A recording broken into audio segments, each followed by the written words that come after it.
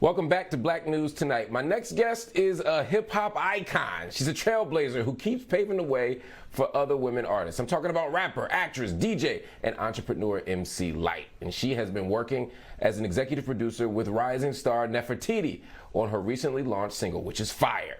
Take It Back, it's called, featuring award-winning hip-hop artist Fat Joe. Take a listen.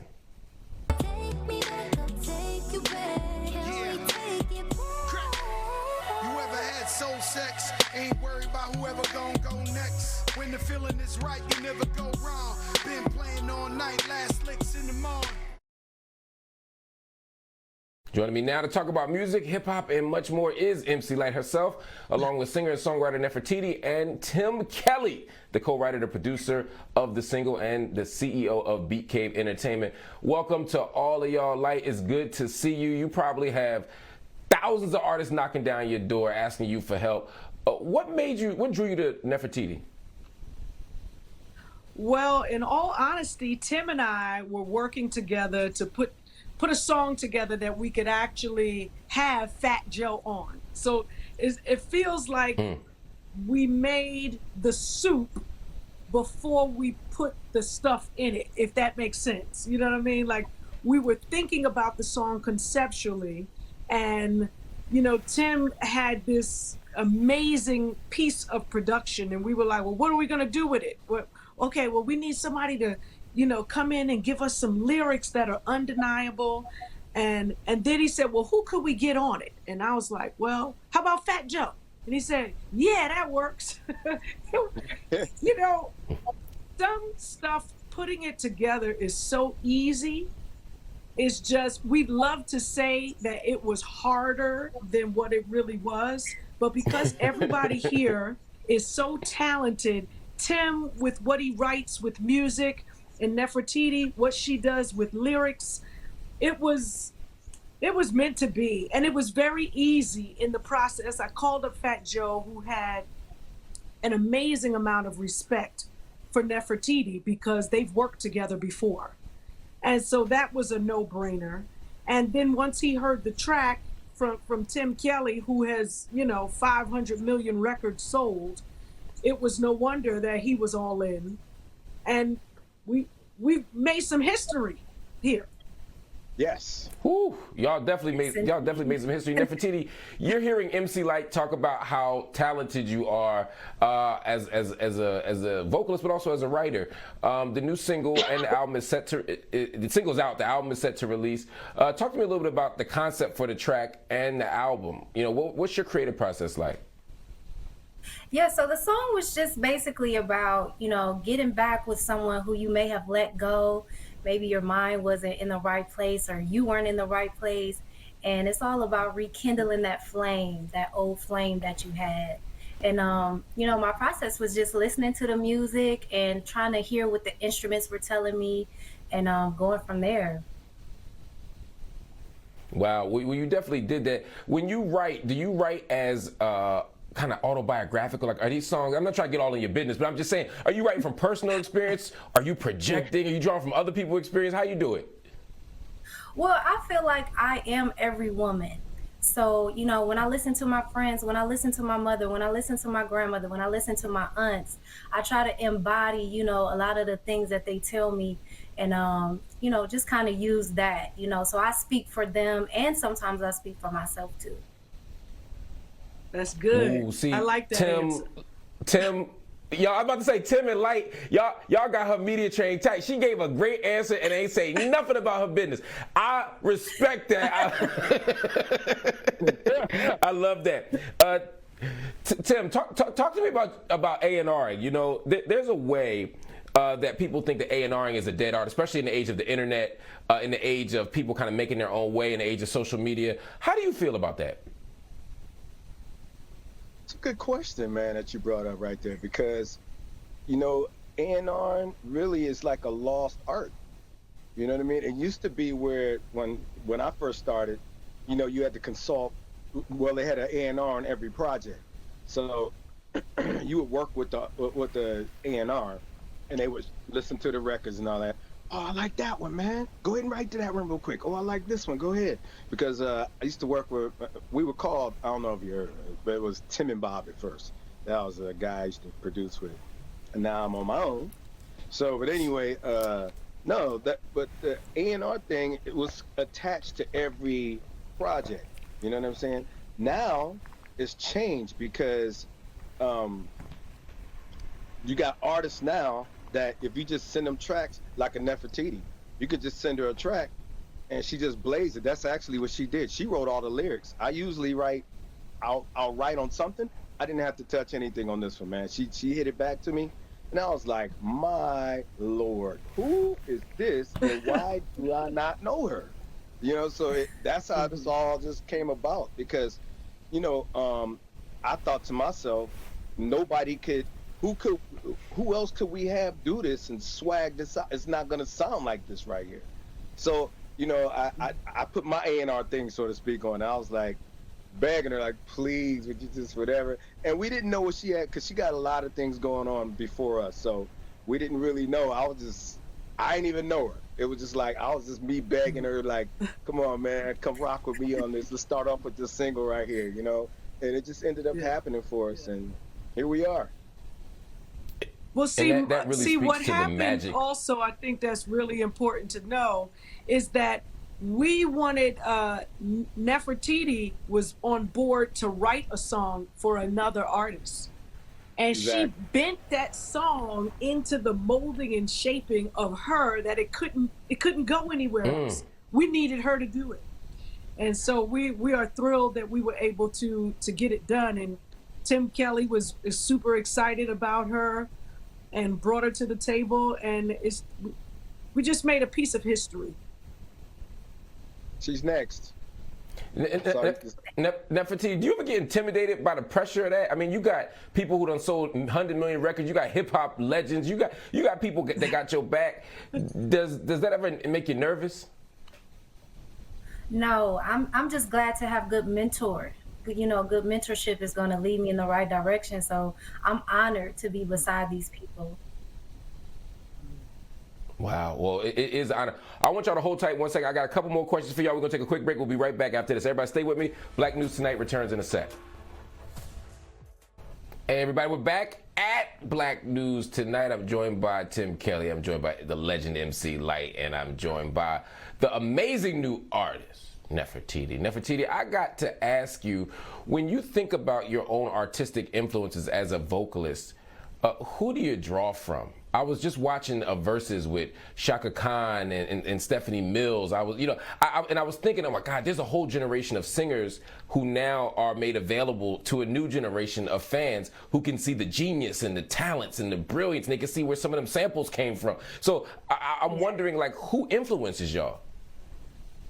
Man, I have so many influences, from Billie Holiday to Michael Jackson to Nat King Cole. You know, I'm really like an old soul, so I'm into like the 20s and the 40s, like really old blues and stuff like that. So that really influences me. But anything that's artistic and creative, I can draw from. Wow, I see that in your artistry and your vocal approach. Like, when you think about your own kind of a journey as an artist, do you see significant differences between the artists who came out when you were releasing your first singles to the artists who are coming out now? The way in which they release, yeah, but if you're just talking about in general, yeah, I think for the most part, you know, you go back to my day, we were putting vinyl records in manila envelopes, and everybody that was signed to the record label was also the staff at the record label, because we were an independent label. So we were packing those envelopes, you know, licking stamps, sending music all over the place in hopes of it finally getting to where it needed to go. Today, all you do is push a button and somebody has an MP3, you know, wherever it is that it's intended to go. So it's a much easier process. But with that comes all of the social media. Like, it's really hard to make a mistake today. Back in the day, you could make a mistake and wear the wrong outfit, and maybe they'd get one picture of it. Or back in the day, you could be on stage and maybe forget a lyric or two, but then bounce it on back with a 1-2, 1-2. And now everything's on camera, everything's recorded. So I do feel empathy for those who are coming up on the scene today, because it's not as easy in some ways, but yet it's easier in other ways when you talk about technology. Speaking of clothes, you said something that I thought was interesting. You recently said you don't think you'd be a successful rapper in today's generation because you wear pants. What'd you mean? I didn't say that. And somehow EUR and all these people like latch on to parts of what it was that I said, because, and this is the stuff that I'm talking about with the internet. So one person got the story and did it, and I saw the first one. And the publication is so whatever, it didn't even matter. I can't even remember who it was. But then you have the likes of EUR and all of these other people snatching onto it. What I said was, this time that we're living in now, I could not, as me right now, try to fit into what's happening. I truly believe where it was that I talked about the pants was, it is, to me, a bit old school to step on stage with pants as a female rapper, because most of them do not wear pants when they perform. They wear dance skins and they look like the Rockettes. It's a Vegas show. It takes a lot of money. It's a production that they're putting on that my generation, when I came up, we were lucky to not have gum stick onto the bottom of your shoe when you walked into the place you were performing in. It's a completely different scene now when it comes to clubs, when it comes to luxury. Like Biggie had to teach us we could have velvet couches and drapes in the hip hop club. Outside of that, hip hop clubs look like basements with, you know, gum on the floor, graffiti on the walls, and not on purpose. It wasn't like beautiful graffiti art. It was a trashed up spot that would take hip hop. They would actually allow us to have hip hop in the place. So there were many different sectors of what it was that I was talking about in that interview. And so when it came to the pants, it was, they were old school to wear pants in comparison to how it is that Megan, Cardi, Nicki, and a whole bunch of them show up on stage. Nothing wrong with it. It's just a built up production that my school wasn't accustomed to. See, I appreciate your answer, and I also appreciate you clearing that up. One of the things I hate about the media, and I'm a member of the media, so I'm saying what I hate about us, is that sometimes people prefer to have a hot story and a controversial story than a true story, and the internet will do that, and it'll create divisions that then create more problems in our community and in the industries than there already were. I've never known you to do anything but uplift every single artist, so it seemed odd to me that you would be dissing a generation or sub-dissing a generation of artists or coming at other women rappers. That's not how you move in the world. It's not who you are in your spirit, but it's also, you've mentored all these people, and so it was just such a strange thing. So thank you for clearing that up. No, absolutely. And the crazy thing about let me ask you a question.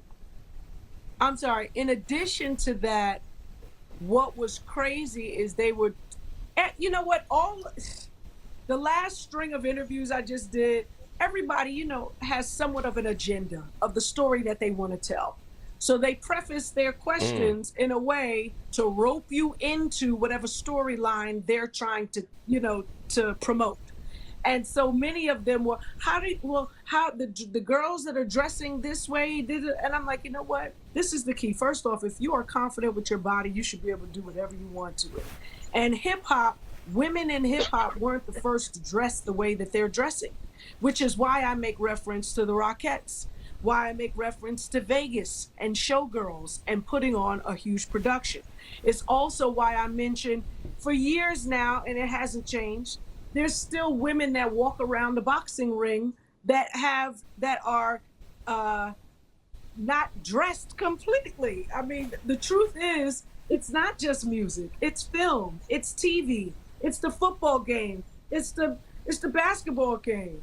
That women have been showing skin for as long as I can remember, and I don't know that female rappers ought to be punished because of what it is that they're doing now. That's all.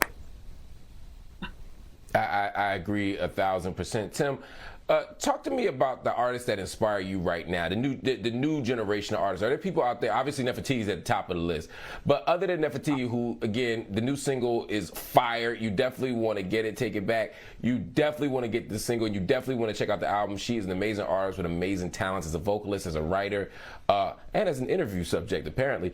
But Tim, talk to me about other artists who you're watching and you're like, yo, they got it. I like how they move. Man, let me see. Let me try to shorten that, because it's a few that's out there. Dua Lipa, I like her a lot. Summer Walker, she ain't bad. She's not Nefertiti, I don't think, but she's good. Let me see who else. Nah, Nefertiti, man. Like when I think of them, and then I'm saying it, and then I'm thinking about Nefertiti on my other left side of my brain, I'm like, but they can't get, you know what I mean? But yeah, but those are, if you're talking about different, especially different cat like pop, R&B, you know what I mean? Dua Lipa would be my pop one. Summer Walker, she kind of figured some things out there.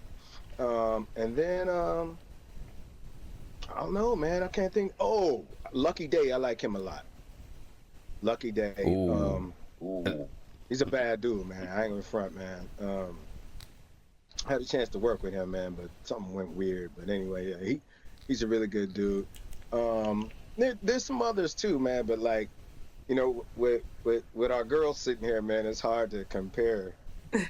This girl is really, man. She got some songs on Snoop's album, man. I know you. I don't know if you was gonna ask her about it. She got some songs on Snoop's album, man. She sounds like an angel. I mean, you're just like. She really is. Oh, now they making me rap. It's different, man. Yeah, no, she is. And Nefertiti, I'm sorry. I wanted to give you the last. Go ahead, do your thing. Oh, me? Beatcave, I'll do it for y'all. The single is called Take It Back. Beatcave is the crew. Yo, they killing it right now. They have moved to another level. They're not just making music, they're making artists, they're making careers, they're building the community, they doing sitcoms, they doing Snoop's albums, they working with art. This is the crew of the 21st century. Yo, make sure y'all stay with them. Watch everything they do, support everything they do. Lyte, Nefertiti, Tim, I'm so glad to see y'all. Best of luck with the upcoming album.